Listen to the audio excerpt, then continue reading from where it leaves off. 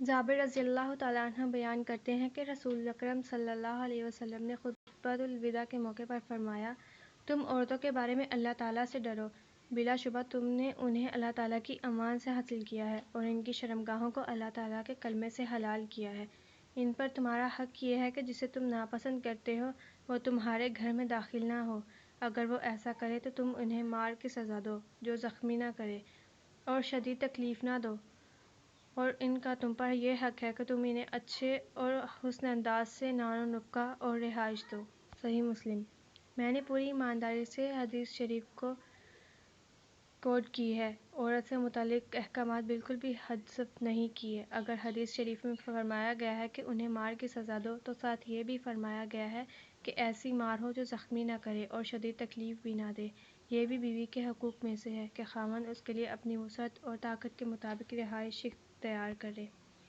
اللہ سبحانہ و تعالیٰ کا فرمان ہے، تم اپنی طاقت کے مطابق جہاں تم رہتے ہو وہاں انہیں بھی رہائش پذیر کرو۔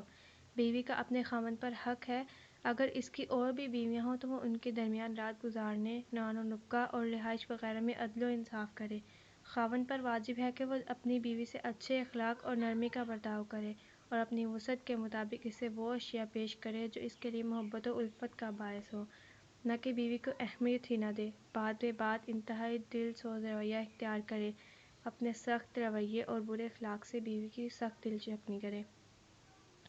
اور عورتوں کے ساتھ اچھی طرح سے زندگی بسر کرو۔ اگر وہ تمہیں ناپسند ہو تو ممکن ہے کہ تمہیں ایک چیز پسند آئے مگر اللہ نے اس میں بہت کچھ بھلائی رکھی ہو۔ اللہ نے اس زاویے کے مطابق بھی فرما دیا جو کسی بھی مرد کے دل میں آ سکتا ہے کہ اگر کسی بیوی سے وجہ سے بیوی میں آپ کو اگر ایک چیز ناپسند ہو تو بھی صبر سے کام لو، ہو سکتا ہے اللہ نے اسی چیز میں تمہارے لیے بھلائی رکھی ہو۔ ابو ہریرہ رضی اللہ تعالیٰ عنہ بیان کرتے ہیں کہ نبی صلی اللہ علیہ وسلم نے فرمایا، عورتوں کے بارے میں میری نصیحت قبول کرو اور ان سے حسن معاشرت کا مظاہرہ کرو۔ لہٰذا جو مرد جوائنٹ فیملی نظام کے تحت والدین، والدہ، بہن، بھابھی یا بیوی کے درمیان ہر ایک رشتے منصب کے اعتبار سے حقوق ادا نہیں کرے گا وہ بروز قیامت جواب دہ ہوگا۔ جوائنٹ فیملی نظام میں عموماً بیوی سب سے زیادہ استحصال کا شکار ہوتی ہے۔